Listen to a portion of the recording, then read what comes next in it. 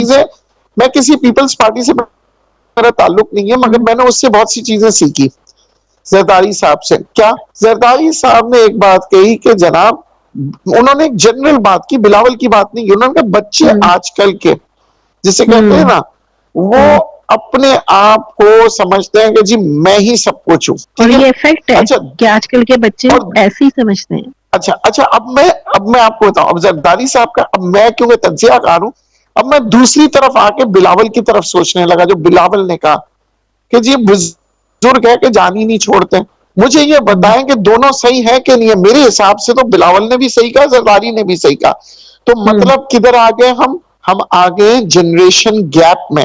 यानी कि एक सियासतदान के घर में भी जनरेशन गैप है, मेरे घर में भी है, आपके घर में भी है, सबके घर में ये गैप है। क्योंकि देखें बिलावल ने क्या चीज गलत कही। बिलावल ने यही कहा ना, भैया हम 70 साल के, मैं अपने आप पे लेता हूं, मैं एक बुजुर्ग हो चुका हूं, तो क्या मुझे ये हक पहुंचता है कि मैं अपने बच्चे को कमतर समझूं, अपने आप को बहुत बेहतर समझूं? नहीं, मैं अपने बच्चे को मौका ना दूं कि नहीं अभी वो तैयार नहीं है। देखिए बात वही होती है, वो कहते हैं नहीं जी ये तो उस्ताद को ही पता होता है तैयार है कि नहीं, बाप को ही पता होता है नहीं है। मगर अगर उस्ताद को पता होता है तो फिर उस्ताद एग्जाम क्यों लेता है? उस्ताद बच्चों को पास क्यों करता है? उस्ताद बच्चों को फर्स्ट क्यों जाता है? और ये कैसे उस्ताद गारंटी से कह सकता है कि यही बच्चा फर्स्ट आएगा?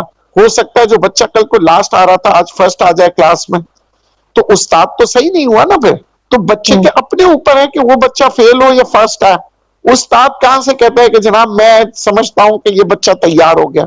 बहुत से वक्त आप बच्चों को तैयार करते हैं, क्रिकेट टीम को आपने तैयार किया ना, तो क्या क्रिकेट टीम वर्ल्ड कप जीत के आई? नहीं। तो बात यह है, तो उनको उनका गेम खेलने दो, बच्चों को उनका गेम खेलने दो, बुजुर्ग उनका दोस्त बन के साथ साथ चले। जब बुजुर्ग आपको जगह नहीं देंगे तो फिर जवान कैसे आएंगे? आज मैं कई यूनिवर्सिटीज में जाता हूं, बच्चों को देखता हूं, पढ़ रहे हैं, सब कुछ कर रहे हैं, मुझसे पूछते हैं कि सर हम मीडिया साइंस पढ़ रहे हैं, आप हमें बताएं हमें टेलीविजन में मौका मिलेगा? क्या हम प्रोड्यूसर बन सकेंगे? क्या हम फिल्म बना सकेंगे? तो मैं उनसे कहता हूं ऑनेस्टली स्पीकिंग, मैं ये कहता हूं कि ये चीज कहना मेरे लिए बड़ा मुश्किल है।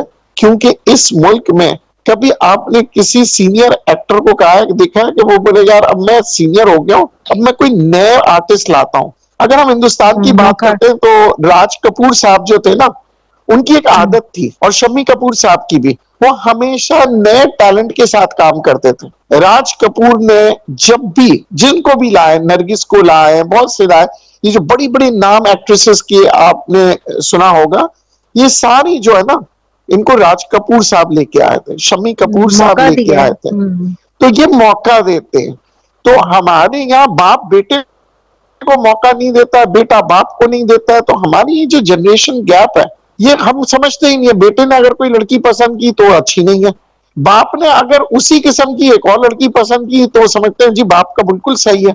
अब वो बेटे और बाप के डिफरेंसेस की वजह से अगर शादी होती है, बाद में तलाक हो जाता है, क्यों? बेटा कहता है ये तो मेरे बाप की पसंद थी। अच्छा, अगर बेटा शादी करके लाता है तो बाप उसको तंग करता रहता है, ये तो तुम्हारी पसंद है इसलिए ऐसी हो रही है। ये जनरेशन गैप्स है सियासत में। आपके सामने आज जरदारी साहब और बिलावल साहब, अच्छा फिर अवाम के सामने जो जरदारी साहब ने किया वो हर घर के लोग करते हैं। मैं जरदारी साहब को, एक बाप हमेशा कहता नहीं मेरा बेटा सब कुछ है, सब कुछ तो मेरे बच्चे का है, यही नहीं, कोई डिफरेंस नहीं है। मगर डिफरेंस होता है। अगर डिफरेंस नहीं है तो फिर क्या? आज जरदारी साहब कहते हैं डिफरेंस नहीं है। हर घर को आप लॉक करें, उनके माँ बाप से पूछे जी आपके बच्चों से डिफरेंस है? नहीं जी, हम तो बच्चों के लिए जान देते हैं, वो तो हमारे बच्चे हैं, कोई डिफरेंस नहीं है। थोड़ी नाराजगी है। ये थोड़ी नाराजगी क्यों होती है? Generation gap. हमेशा याद रखिए, आप अपने बच्चों के जूतों के अंदर पैर डालें तो आपको पता लगेगा कि बच्चे के जूते में क्या चीज उसको चुभ रहा है। और बच्चों को मैं कहता हूं अपने बाप के जूते में डाले पैर और फिर देखे कि उससे क्या।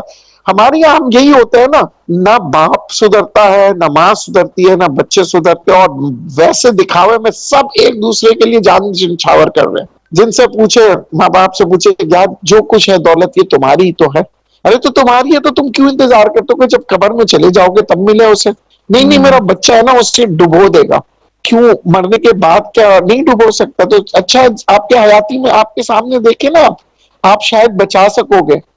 अगर अगर आप समझते हैं डुबो देगा, तो ये बताओ कि मरने के बाद तो पूरा ही डुबो देगा। तो अब भी आप उनको दें, उनके ऊपर नजर रखें और फिर उनको बताएं कि यार देखो, मैंने 100 रुपए दिए थे, 70 रुपए तुमने डुबो दिया, अब आखिरी 30 रुपए बच गए। तो बच्चा खुद भागता हुआ आएगा, अब्बू ये बता दो, मैं तो 70 रुपए हार चुका हूँ, 30 रुपए कैसे बचाऊं। तो वो 70 रुपए जो हारा है उससे वो सीखेगा और वो 30 रुपए से दोबारा 500 रुपए कमा लेगा। वो हमें इन चीजों पे लाना है, हमें माशरे को बदलना पड़ेगा। और ये मैं नहीं कहूंगा कि सिर्फ औलाद खराब है, मैं नहीं कहूंगा सिर्फ माँ बाप खराब है।